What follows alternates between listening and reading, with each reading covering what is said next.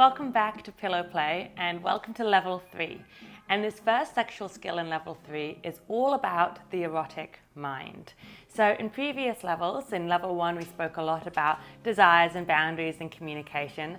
In level 2 our main focus was on touch and bodies and erogenous zones and understanding the erotic body.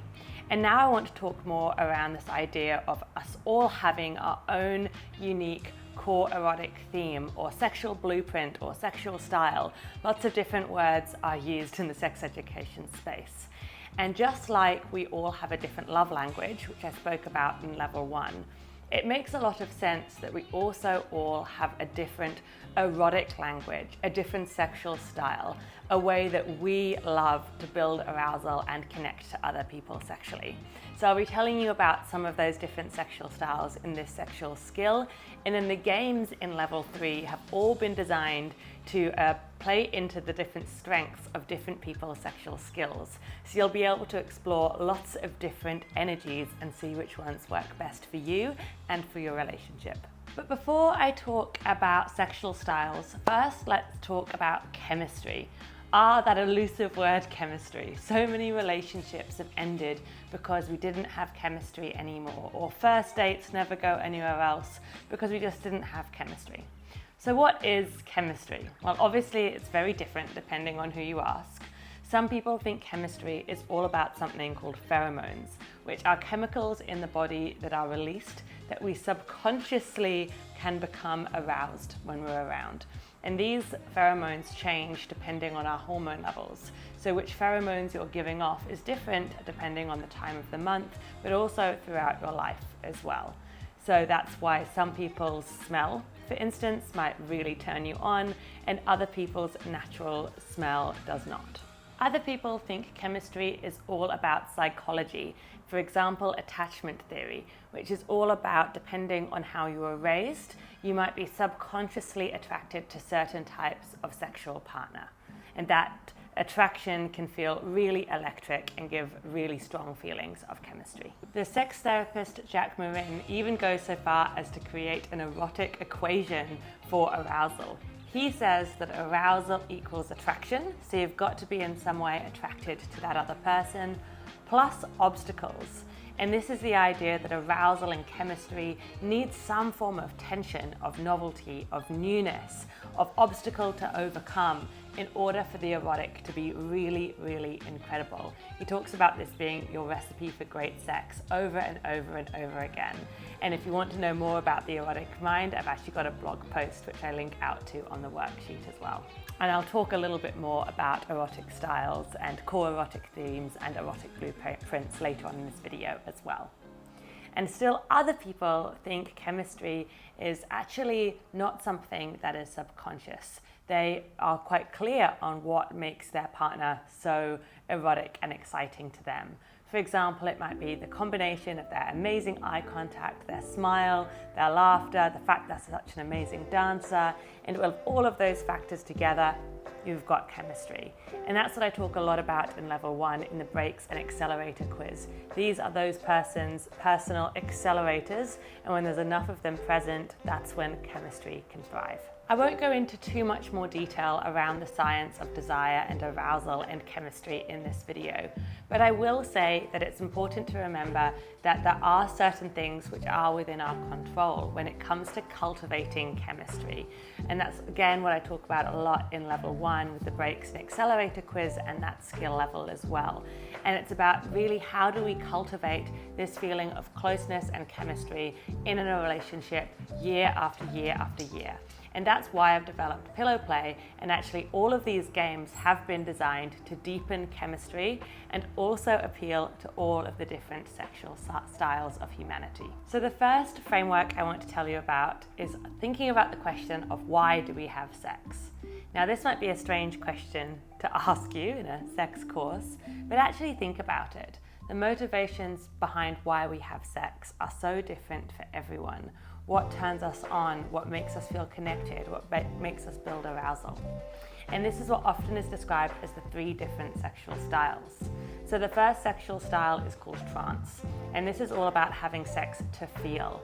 These are people who love to close their eyes during sex so that they can really focus on the physical sensations and orgasm, that feeling in the body. Now this is often what we do during self-pleasure and masturbation as well, trance. The second sexual style is called partner engagement, and this is all about having sex to connect. So people who love partner engagement sex are more likely to want to open their eyes, to be in positions where they can see their partner and really feel like sex is somewhere that they go together. It's a shared experience of connection.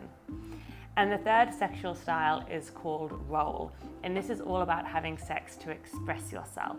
So people who love role sex might, yes, be into kink. So for example, stepping more into the powerful and more confident and more dominant, or the slightly less powerful, more submissive role in sex. But it's also things like role play, and it's also just authentically expressing yourself and expressing different parts of your personality through play and the bedroom.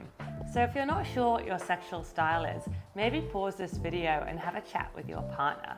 It's very common to default to 1 or 2 of these sexual styles. And actually, when I work with couples in session, often when there's been a little bit of a disconnection in the bedroom, it's because the 2 people default to different sexual styles. For example, if you tend to default more to trance and you go more inwards and you feel the amazing sensations, and your partner tends to default towards wanting to have sex to connect, then you can understand why there'd be a disconnect there. The partner engagement partner says things like, where do you go? Where are you? You feel like we're not having this experience together. The trance person is normally having a really great experience, but it's more inward and in the body. And it's actually really good for all of us, no matter what your default sexual style is, to be able to have a happy balance of all 3. So whichever of those styles you have the least experience with, that is a great sexual style to get more practice with. And that's exactly why I'm talking to you about these styles before the Yab Yum Game, because this is a game where it's really easy to practice all 3. So I'll explain the Yab Yum Game more in that video, but just quickly I'll explain how you can use all 3 styles in this game. So first, trance. With Yab Yum, if you close your eyes, you can go really inwards and focus on what you can physically feel and experience through things like focusing on your breath, focusing on what the touch feels like, and really enjoy the physical sensations in that moment. You can also choose to open your eyes and do eye gazing, and it'll connect to your partner through things like breathing together in sync and feeling like one organism breathing together. It's wildly connective and very, very deep for chemistry and connection and affection and love as well. You can also choose to use it to explore role.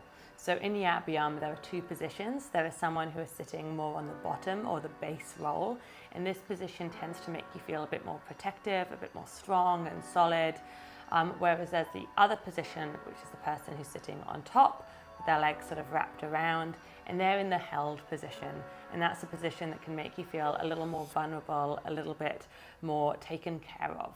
And it can be really great for a couple to play around with both roles and see how it shifts what the experience is like for you. That is an example of using role. I also want to tell you about the erotic blueprints. So an amazing sexologist called Jaya developed this, and it's essentially like the 5 love languages, but instead of 5 love languages, i.e. ways that we like to give and receive affection and love, it's about thinking about 5 different erotic styles, sex languages basically. And I'll go through them all with you. And again, the games that I've designed in Pillow Play, I've been very deliberate to explore lots of different erotic blueprints. And I'll tell you which ones work best for the different blueprints now. So the first erotic blueprint is called sensual. These are people who love playing with the 5 senses. They're very sensitive to things like smell and taste and sensation, and they'd also be distracted by anything that doesn't sort of work for them in that space. So for example, a bad smell in the air or the wrong kind of texture or sensation on their skin would be a big erotic break for them. Sensuals have a bit of a superpower in the way that they can experience full-bodied orgasms because of how sensitive and sensual they are. So if you're a sensual, you'll love games like sensation play in pillow play in level 2. You'll also love the 5-element erotic massage in level 2 and whiskey kisses in this level. The second erotic blueprint are called the energetics. And energetics love the tease, they love anticipation. They're the sorts of people who think, oh my goodness, they're about to kiss me. They're going to kiss me. Oh my goodness, it's about to happen.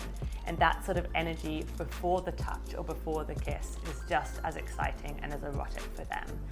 Energetics might love Tantra because it's all about that deep connection and anticipation and slowness. So the Yab Yum Game, the 5-element erotic massage, and anything that's around tension and arousal building in that way.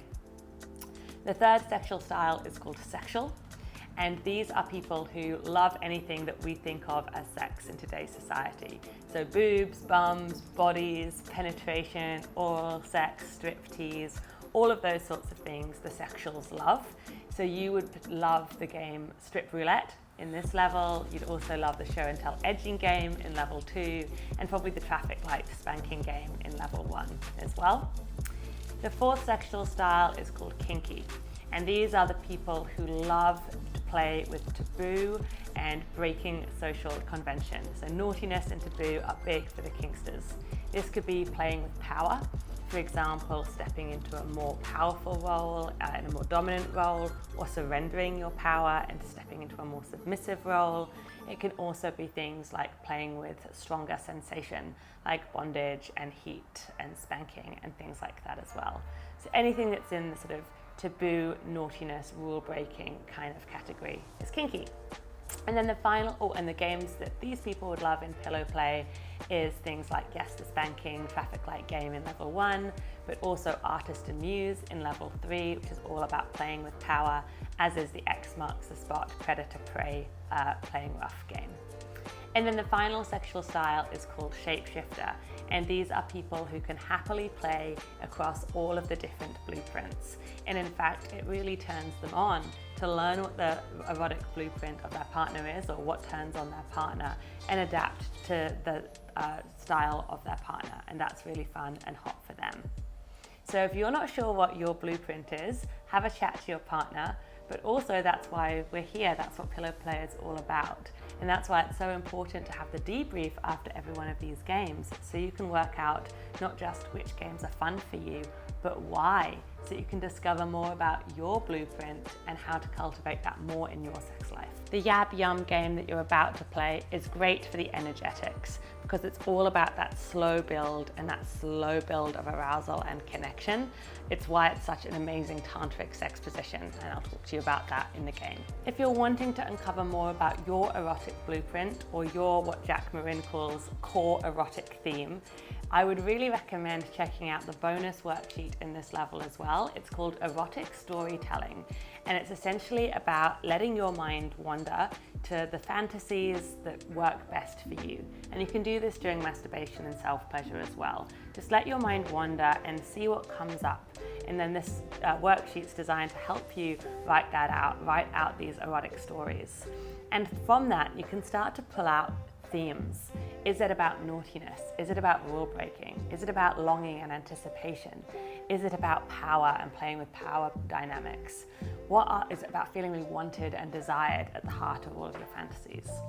And from these sorts of journalings, not only can we learn a lot about ourselves, but we can also share them with our partner, which can be really great foreplay and a really great way of uncovering new fantasies and ideas to try together. The final thing I want to talk about in this video is this idea that chemistry and attraction fades over time.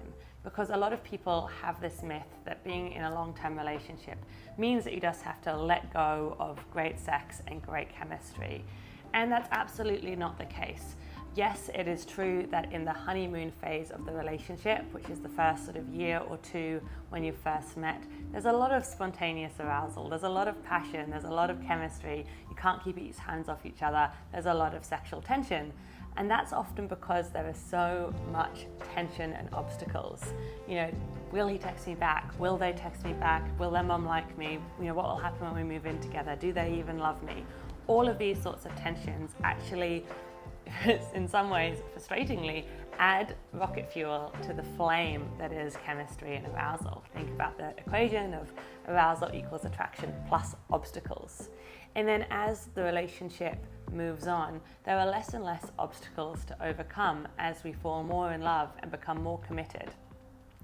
And while that's wonderful for love, it's less good for the erotic, which needs a bit of tension and adventure and excitement and newness.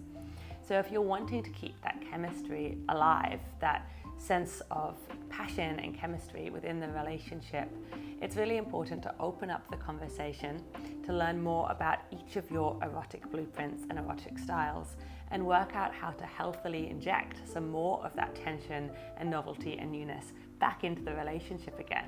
The fact that you're here watching pillow play is fantastic. You're already beating 99% of couples who just don't really know how to do that. And so again, these games have all been specifically designed to enhance chemistry and to help you learn more about your erotic mind and erotic body so that you can keep the spark alive year after year.